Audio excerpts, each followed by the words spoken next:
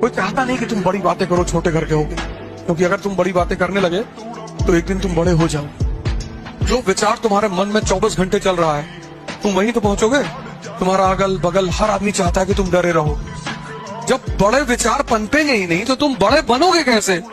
इसलिए खूब बड़ी बड़ी बातें किया करो। हवाई जहाज खरीदना है, सोचना अपना खुद का एयरपोर्ट बनवा लो, किया करो। खड़ाए मत करो, शर्माए मत करो, डरा मत करो। लोग हंसेंगे तुम्हारे ऊपर, हंसने दो, पर तुम्हारे नशा मत करो, मत करो, क्योंकि अब ये देश तुम्हारे ऊपर है। तो नशा क्यों करते हो तुम? अब मैं मुद्दा हुआ कि तुम नशा क्यों कर, ये यूथ नशा क्यों करता है यार? महत्वाकांक्षा मतलब स्ट्रेस। हम सब मिडिल क्लास के लोग हैं। किसी के घर में बहनें होंगी, उनकी शादी करनी होगी, पापा की एक सीमित सैलरी होगी, घर में पापा के अलावा कोई आय का सोर्स नहीं होगा। ऐसा हो सकता है घरों में हो, तो मानी सी बात है कि तुम्हारा थोड़ा सा दिमाग वहां जाएगा। उस सारी चुनौतियों में तुम बैठ के पढ़ते हो और तुमको हजम करना होता है। ये दो पेट हैं, एक पेट ये है, एक पेट ये है, दोनों पेट है। दोनों पेट की एक खासियत है, ये जिसको चाहते हैं उसी को हजम करते हैं। तुम्हें अपने इस पेट का हाजमा चेक करना होगा। अपने विचारों पर नजर रखो। अगर तुम खुद से कमजोर हो तो हर आदमी तुम्हें डरा के मार डालेगा। चंडीगढ़ में एक रेस्टोरेंट के सामने मैं खड़ा था, एक साहब अपने बच्चे को गोद में लेके सिगरेट पी रहे थे। सोचो, बच्चा पैसिव स्मोकिंग कर रहा था। तुम क्या कहोगे बताओ इंसान? कहता है स्ट्रेस बहुत हो गया है।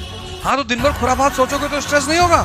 इसको कब्जा कर लूं मकान, इसकी बीवी लेके भाग जाऊं। जब दिन भर उल्टा सीधा ही सोचोगे।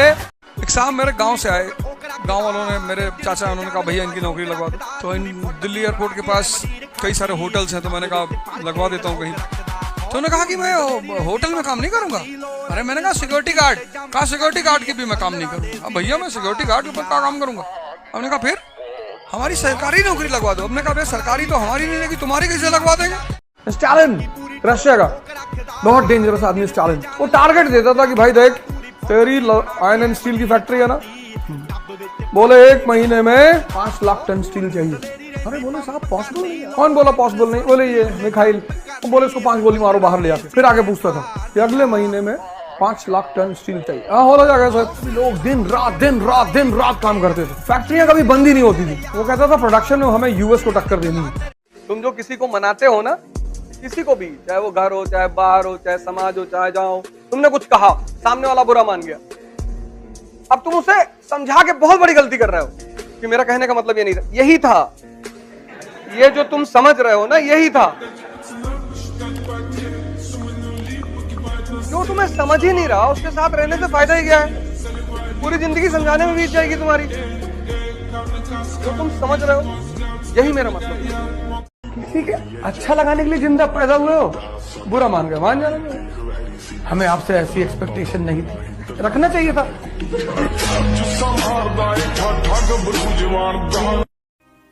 बस ऐसे, यही नोट्स है, यही तुम्हारा नोट्स है। ऐसे फाइल बनाओ कि जब तुम ये 4 पॉइंट देखो पूरी स्टोरी क्लिक हो जाए। यहां तो तुम्हारे दुनियादारी भरी है, फिर तुम रोते हो कॉन्फिडेंस नहीं आ रहा है। कॉन्फिडेंस शक्ति से आता है।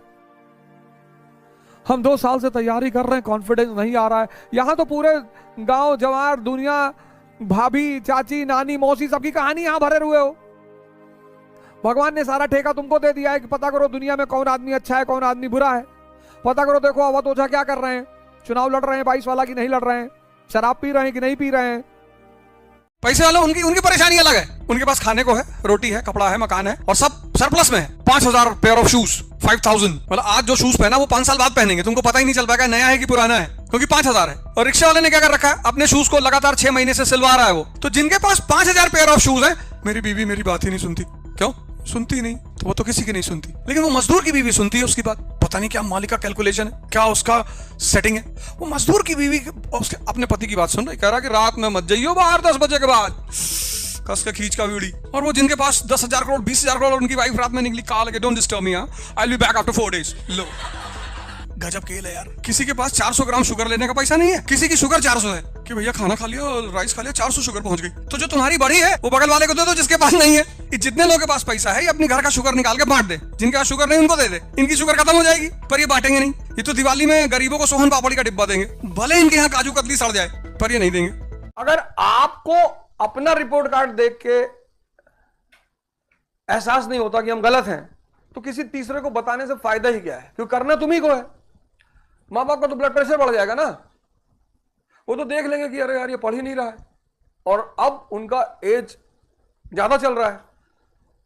तो अगर तुमको लगा 6 महीने में कि यार हमारा रिपोर्ट कार्ड सही नहीं आ रहा है, तो पैर पकड़ के कुछ और कर लो जाके, तब टाइम मत वेस्ट करना,